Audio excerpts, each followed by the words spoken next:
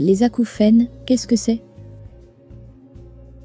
En France, 8 millions de personnes seraient victimes des acouphènes à des degrés plus ou moins graves.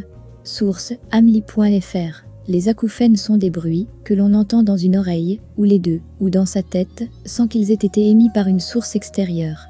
Souvent comparés à un grésillement ou bourdonnement, les bruits peuvent cependant prendre des formes variées selon les patients. De la musique, des voix, un bruit d'avion à réaction, un tintement métallique, un souffle dans l'oreille, un chuintement, etc. Les victimes d'acouphènes sont affectées à plusieurs niveaux. En effet, les acouphènes brouillent le décodage de l'audition, peuvent affecter la sociabilité de la personne, mais aussi ses comportements et la qualité de son sommeil. Il existe deux types d'acouphènes. 1. Les acouphènes dits objectifs sont rares, représentent 5% des cas, et correspondent au bruit d'un organe situé à l'intérieur du corps. Exemple. 2. Bruit du sang circulant dans un vaisseau du cou ou de la tête. Une personne extérieure peut l'entendre. Leur cause doit être recherchée, car un traitement est souvent possible. Ils peuvent, par exemple, être dus à des maladies vasculaires, comme l'hypertension artérielle, une anomalie d'une artère du cou ou de la tête, artère carotide par exemple, et ils sont alors pulsatiles. Il est important de diagnostiquer la maladie en cause, car celle-ci peut être traitée médicalement. 2. Les acouphènes subjectifs. Ils représentent 95% des cas. Ils sont associés à un dysfonctionnement de l'oreille. Ils prennent la forme de bourdonnements d'oreille ou de sifflements, uniquement perçus par le patient.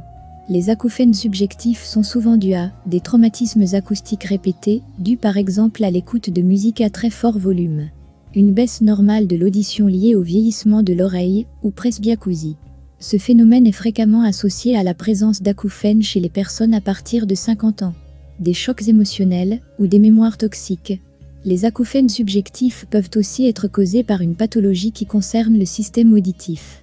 Un aspect important de cette pathologie est qu'elle peut aussi avoir des sources profondes et variées. En effet, la posture, le stress, les accidents de la vie, les tensions psychiques et la vision sont tous des aspects à prendre en compte dans le soulagement des acouphènes. Ainsi, il nécessite une prise en charge globale pour réellement apaiser la souffrance de la personne affectée.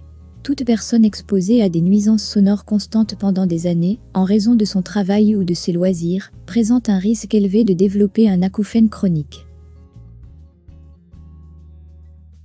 Le sifflement s'accompagne souvent d'une déficience auditive naissante. Pour de nombreux patients, le fait de devoir supporter ce son permanent constitue une tension psychique au quotidien, surtout si cela gêne leur concentration. Dans un premier temps, le plus important est d'admettre qu'il y a un problème. Dans un deuxième temps, il faut trouver des solutions. Selon le type d'acouphène et le degré de surdité, des aides auditives spéciales peuvent être utiles. Ces dernières créent des interférences et couvrent le son produit par l'acouphène. Ce faisant, les sons permanents repassent en arrière-plan. Une distraction liée au loisir et une bonne hygiène de vie peuvent aider les patients à mieux gérer leur acouphène, même s'il s'agit d'un acouphène pulsatile. Une alimentation équilibrée, une activité physique régulière, une faible consommation d'alcool et l'arrêt de la cigarette peuvent avoir une influence positive. Si vous êtes de plus en plus tendu à cause de ce bruit dans votre oreille, vous pouvez vous adresser à des groupes de soutien ou suivre un programme de thérapie comportementale. Le stress, une des causes les plus fréquentes, doit être évité au maximum. Il est possible de se prémunir contre un acouphène objectif en prenant des mesures visant à éviter les altérations des vaisseaux sanguins. Autrement dit, il faut adopter une hygiène de vie saine. La nicotine, un taux élevé de cholestérol ou une déshydratation peuvent attaquer et obstruer les vaisseaux sanguins. Il faut notamment éviter les nuisances sonores, car ces dernières peuvent endommager l'oreille interne. Si vous ne pouvez pas les éviter, en raison de votre travail par exemple, il est recommandé d'utiliser une protection auditive adaptée. Mais attention, même une pollution sonore temporaire peut entraîner des lésions dans l'oreille interne. Elle est susceptible de provoquer de manière insidieuse un acouphène. Pour vous protéger de cela, vous devez porter des bouchons d'oreille appropriés à chaque concert ou sortie en boîte de nuit.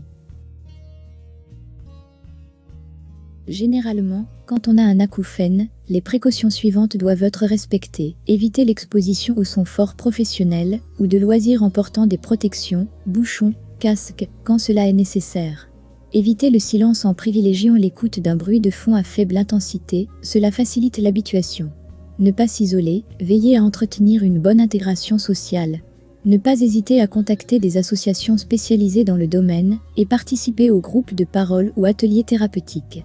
Évitez la prise abusive d'alcool, qui exacerbe souvent l'acouphène. Évitez l'absorption d'excitants, café, thé, coca, si leur suppression de votre alimentation pendant un mois entraîne une amélioration. Signalez systématiquement à votre médecin que vous avez un acouphène pour éviter la prise de médicaments ototoxiques éventuellement susceptibles d'amplifier votre acouphène. Pratiquez un sport ou apprendre une technique permettant d'évacuer et ou gérer au mieux son stress, relaxation, sophrologie, qigong,